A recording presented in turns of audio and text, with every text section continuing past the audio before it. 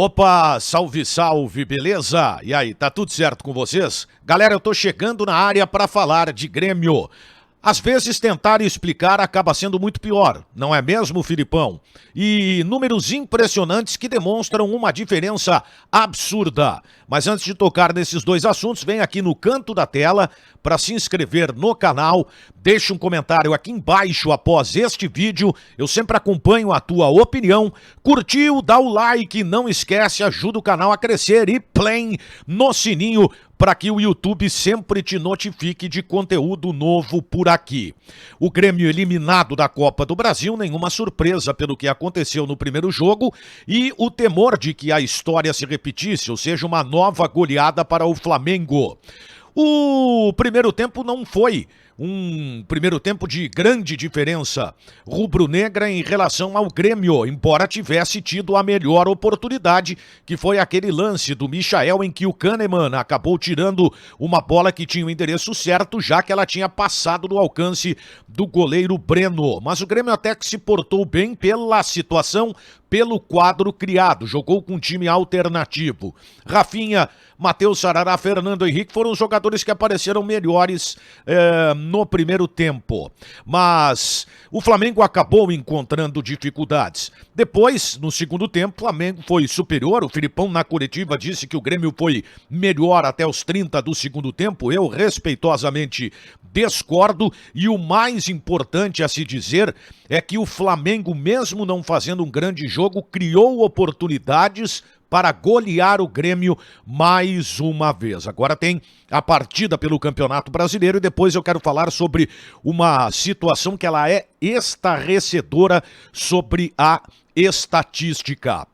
Bom, e aí a coletiva do Filipão, ela foi mais curta, o Grêmio tinha a logística, a necessidade de voltar a Porto Alegre, e a primeira questão, claro, foi a não utilização do Campaz no jogo. E fica claro algo que a gente vem recebendo em termos de informações que, na verdade, elas caminham para um lado de que o Campaz realmente não está agradando ao técnico Luiz Felipe Scolari. Mais um jogo em que ele não foi utilizado.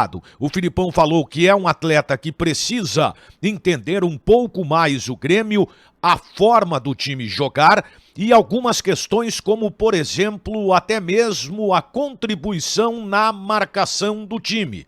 Só que é importante ressaltar que, claro, o futebol hoje exige uma capacidade de marcação de todos os jogadores, mas o Campaz é meio armador.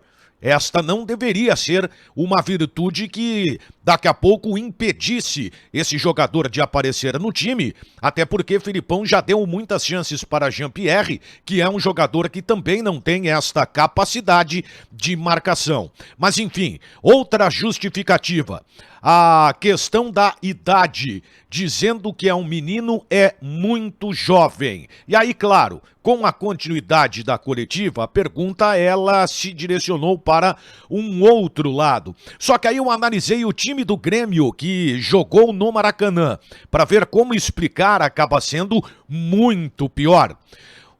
Um dos pontos seria a idade do Campaz. Mas eu quero reforçar a vocês que o Grêmio ontem teve Breno, que tem 22 anos de idade. Fernando Henrique, 20 anos de idade. Matheus Sarará, 19 anos de idade.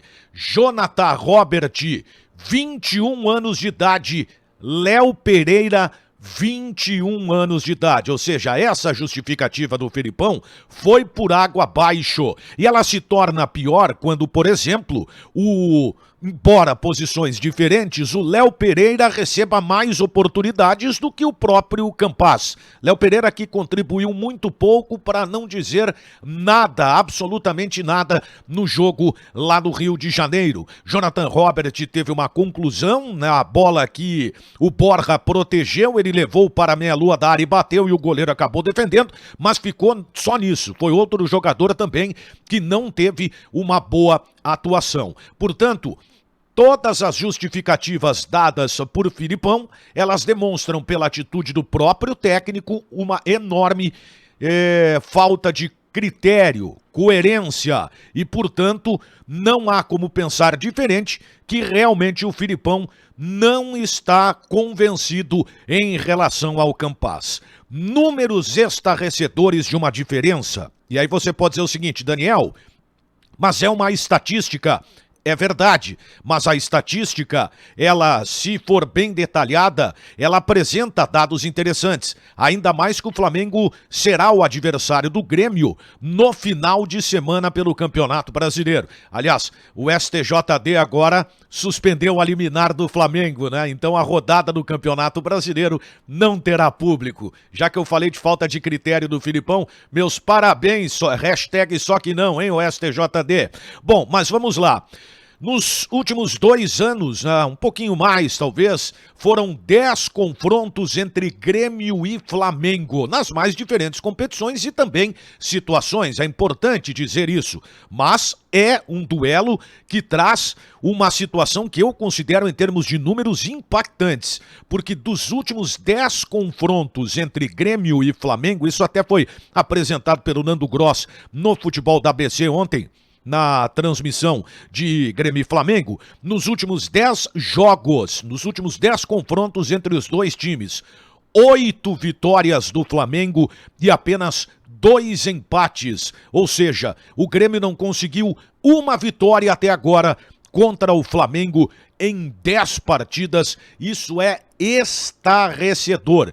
E a situação se torna mais grave ainda à medida que o Flamengo, em 10 jogos, marcou 24 gols, ou seja, tem uma média de 2,4. O que importa é que o número exato, o Flamengo faz mais de 2 gols por jogo na média dos últimos 10 confrontos. E outro dado preocupante, o Grêmio acaba marcando 1 gol a cada 2 jogos, nesta média dos últimos 10 confrontos, à medida que o Grêmio tem apenas 5 gols marcados. Isso é preocupante, isso realmente traz uma diferença absurda que, ao meu ver, vai além da qualidade técnica e me parece também há um componente emocional muito grande, ou seja, o Grêmio se desestabiliza também quando acaba enfrentando o time do Flamengo, próximo adversário no Campeonato Brasileiro.